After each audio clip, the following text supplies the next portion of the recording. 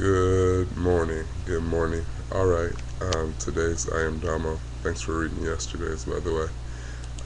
Reads as such: Dear Domo, I went out with a woman. I went with a woman to a car dealership to help her get a car after only a few weeks of dating. I found out that she had bad credit. I mean, bad credit. I was really embarrassed. They were encouraging her to get a cosigner. I just buried my head into my phone. She's a really nice person, but the low credit score might be a deal breaker. Am I being irrational? All right. No, you're definitely not being irrational. I think that I can't find the screen. I want to talk directly to you people. There we are. Not that I needed that, but oh well. I think that anytime that you are going to commit yourself to someone, especially if you're intending to spend the rest of your life with them, there are certain things that just have to be given. Um, you can't buy most larger ticketed items you cannot buy with a low credit score. Um, and that includes a home, um, uh, a vehicle, uh, any of that kind of stuff. So, you know, to me, the bigger problem is that, people have low credit scores for several reasons.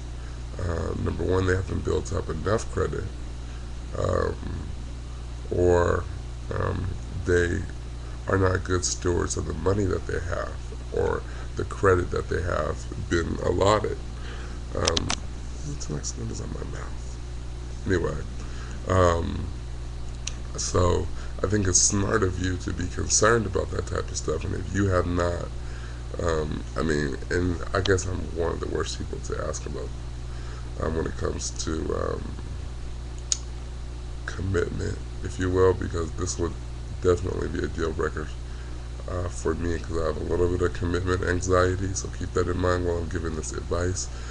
But at the same time, um, I think if you're really committed to someone and you're interested, I think that there are some things that you can do with her to help her build her credit.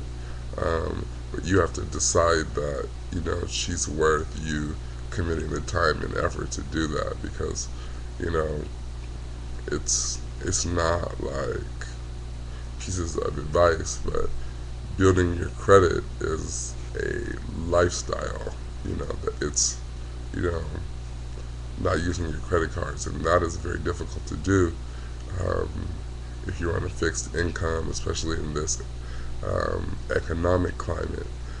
But I do think that it does say something about a person who, an adult who needs a cosigner. Uh, Maybe that's not nice, but I think, yeah, yeah. You know, I mean, do you need a cosigner? I mean, and if you're interested in pursuing someone that is your equal, you guys already have an issue. You know, you don't have the same values with regard to how money is spent and how credit is stewarded. I don't know. Maybe I'm being unfair. I don't know. But to me, that just seems really, that is one of many, um, you know, experiences that you will be embarrassed by if the individual does not commit to changing their life. With regard to how they spend their money. So that's definitely something that you want to take into consideration. And if you're interested in staying with her, you need to come up with a game plan so that that's not an issue. And also, like, I hate to be negative, but if you become involved and you end up getting married to somebody who has not so great credit, and then you by chance get a divorce, your credit is tied to whoever you're married to. and not, I mean, so essentially what you're doing when you get married is you inherit somebody else's debt in there, and that's a lot of baggage, you know. I mean, there's some baggage that, you know, goes without saying. You do carry that into your relationship, but financial issues, that's a little difficult, and I don't think that anybody should agree to carry somebody's financial burden because they weren't smart enough to um, take care of their own, you know, finances. So that's just my opinion. I don't know. Might be a little bit irrational, but look at the look on my face.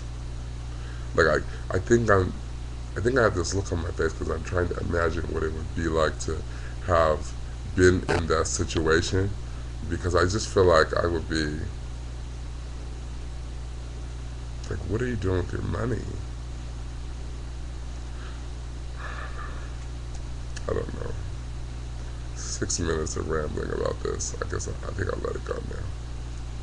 But if you have a question that you'd like to have featured on our website, www.imdomo /AskDomo. If you want to check out all of the other AskDomos, you're welcome to either hit up the site, or you can also email us at